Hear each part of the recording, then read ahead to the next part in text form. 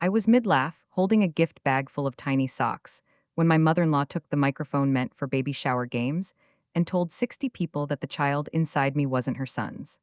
The room went silent so fast I could hear the ice shifting in the punch bowl.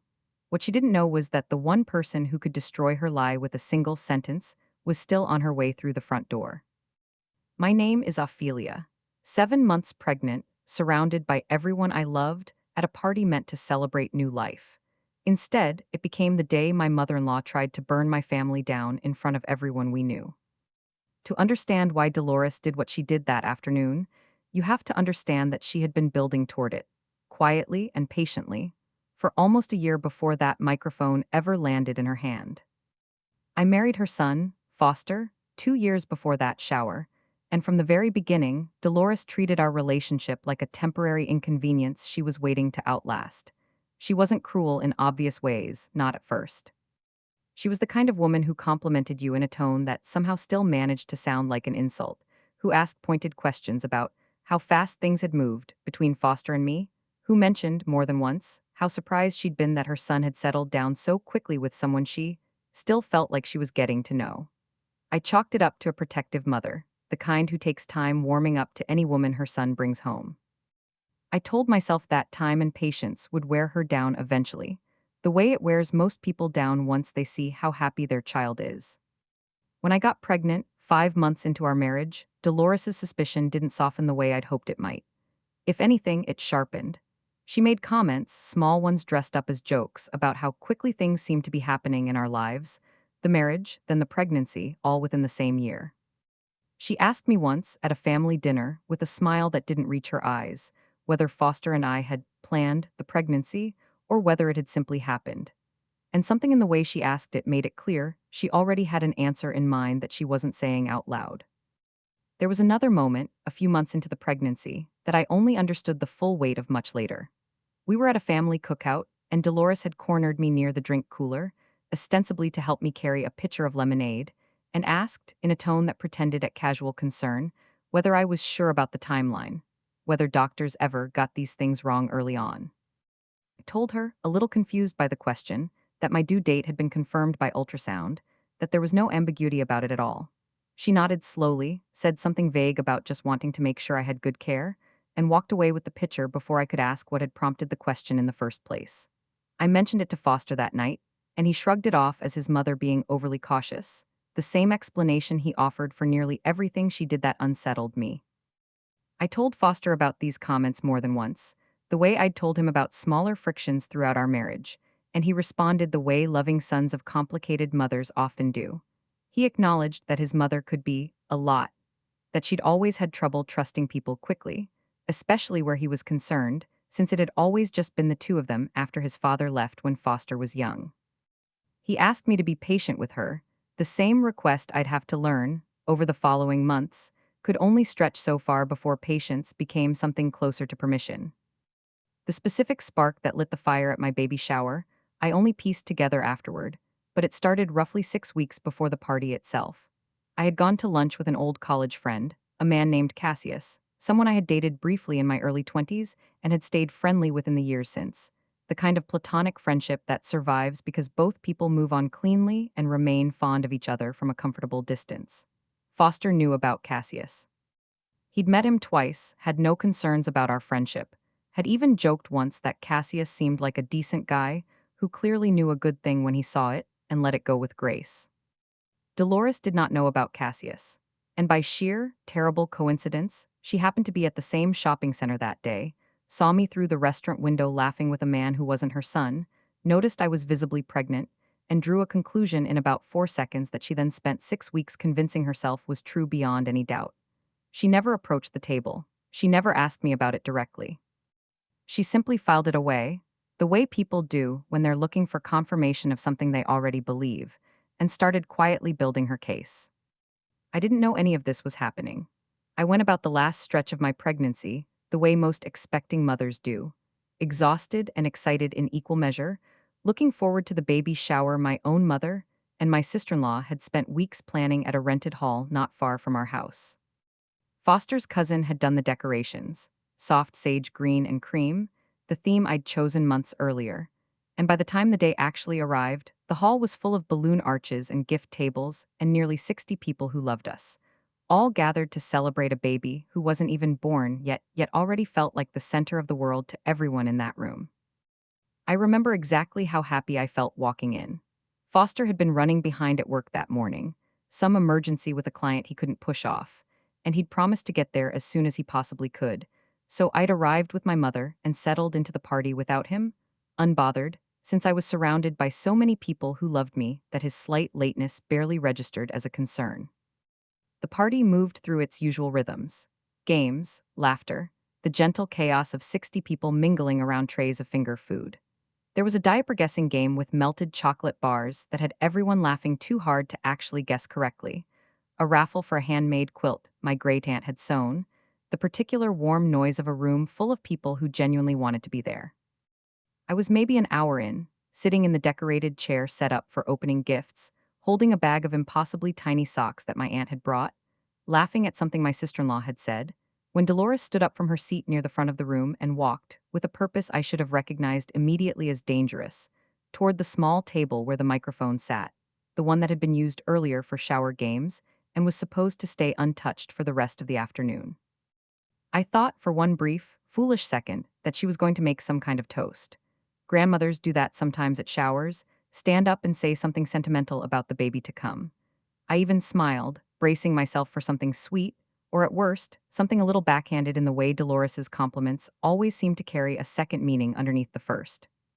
What came out of the speaker, instead, silenced the entire hall so completely that I could genuinely hear the ice shifting in the punch bowl on the table beside me.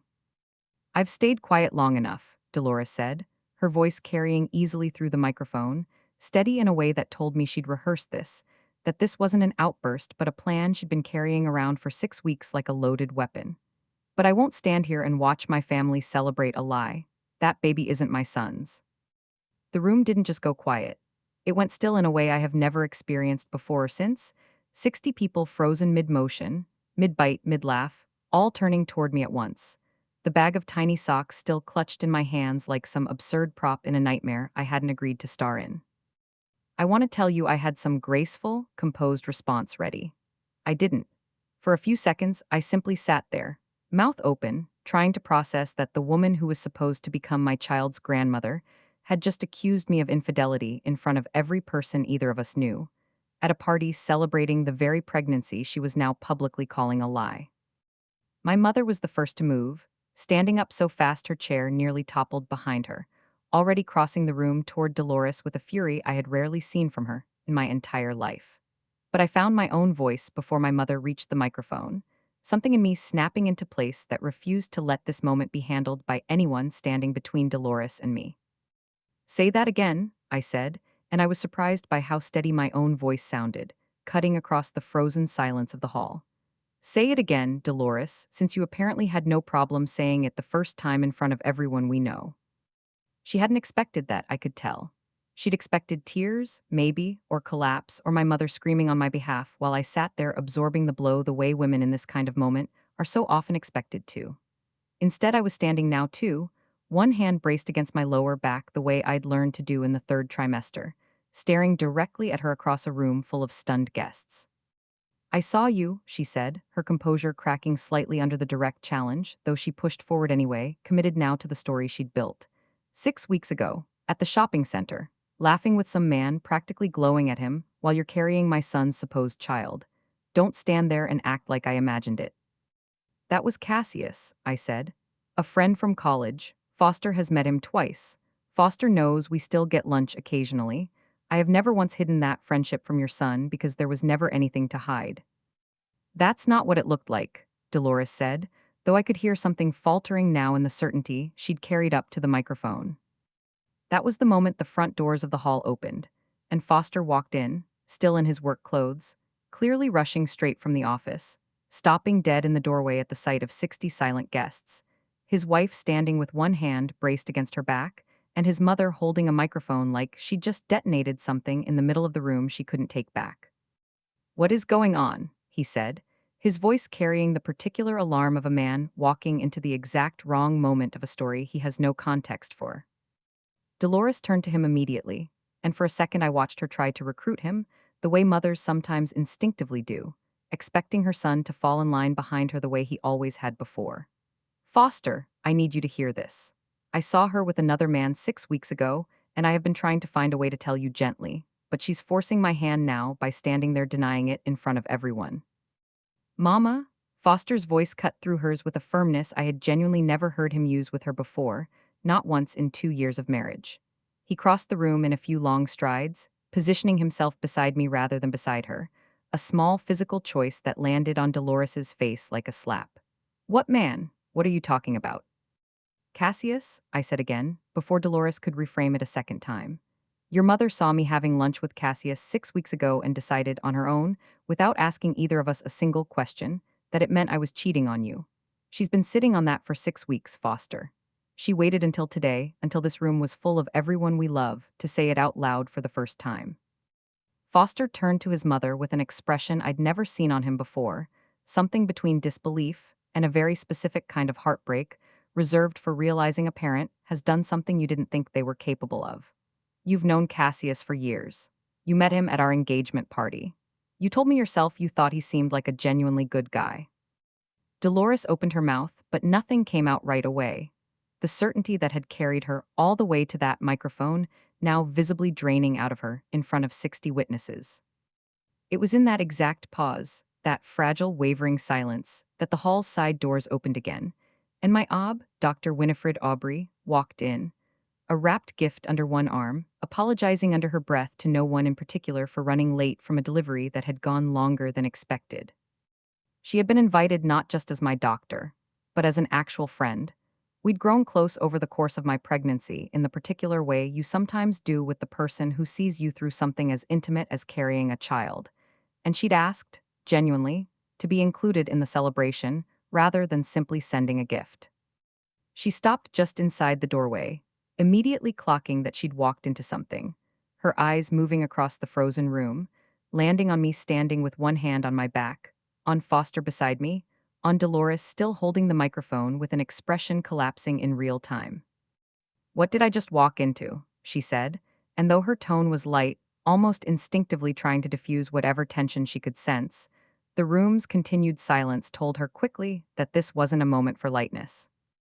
My mother, still standing near the front of the hall, was the one who explained it to her, quickly and furiously, recounting what Dolores had just announced to the entire party. I watched Dr. Aubrey's expression shift from confusion to something sharper, something almost professionally offended, the look of a woman who took her role in my pregnancy seriously enough that hearing it publicly slandered struck a nerve. I can settle this in about 10 seconds, if that's what everyone needs, she said, setting the gift down on the nearest table and stepping further into the room. Ophelia's first prenatal visit was 5.5 months ago. Based on her dating ultrasound, conception falls right around 6.5 months ago.